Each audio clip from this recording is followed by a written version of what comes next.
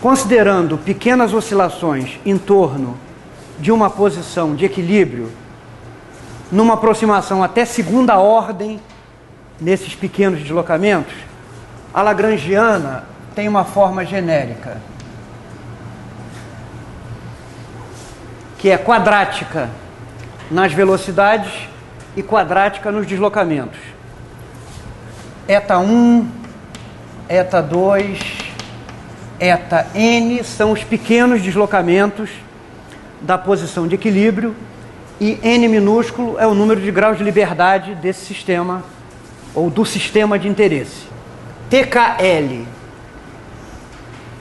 e VKL são constantes e essas formas quadráticas, essa forma quadrática associada à energia cinética e a forma quadrática associada à energia potencial são ambas positivas. As equações de movimento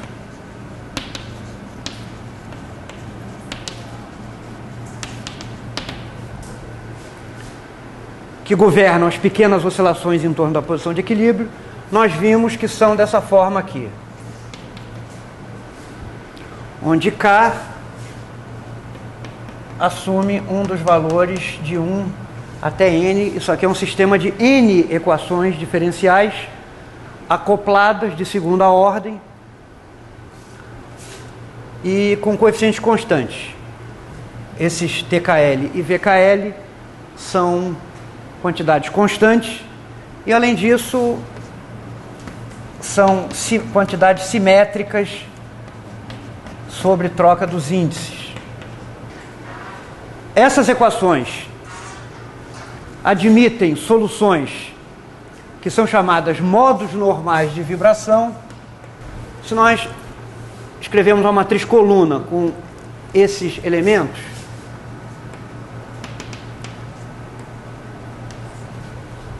que são os deslocamentos os pequenos deslocamentos das posições de equilíbrio, então o modo normal de vibração é uma solução da forma eta de t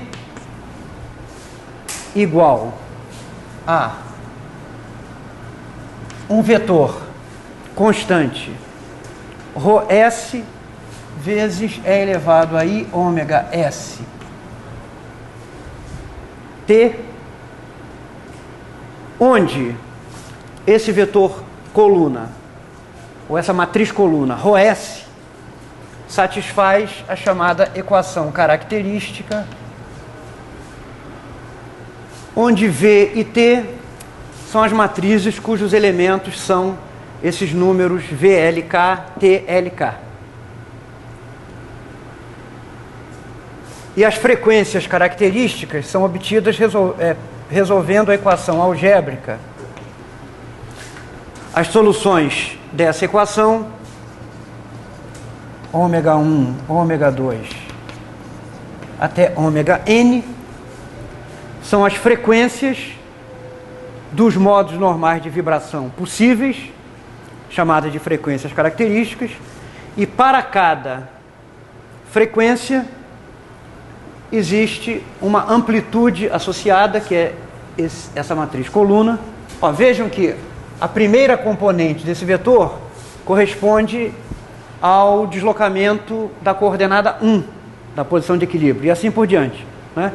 Então, os números que aparecerem nesta coluna aqui dizem quais são as relações entre os diversos deslocamentos da posição de equilíbrio em cada instante, associados a esse modo normal de vibração de número S, associado à frequência ômega S.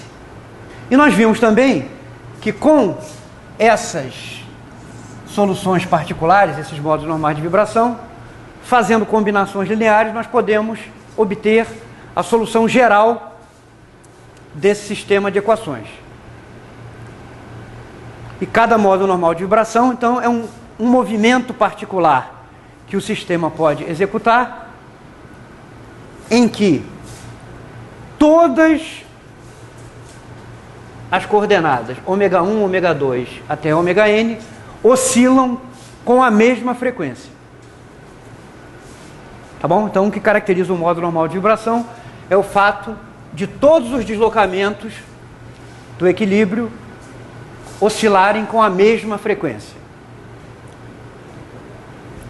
E,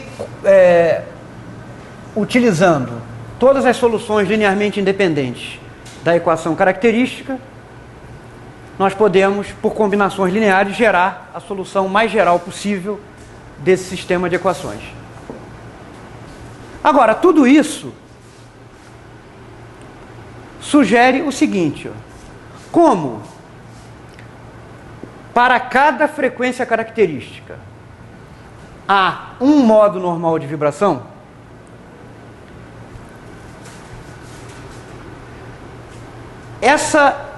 esse conjunto de equações diferenciais, né,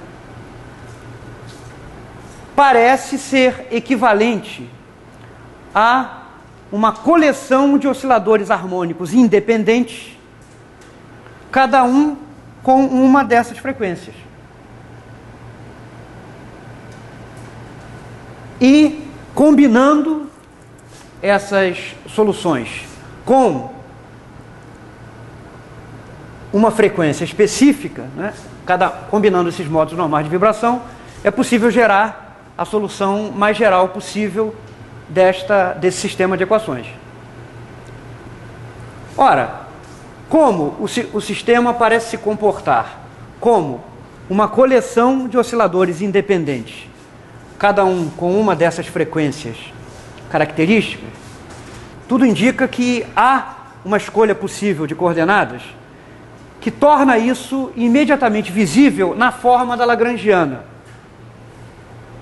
Ou seja, parece ser possível, fazendo uma escolha de coordenadas diferente desta aqui,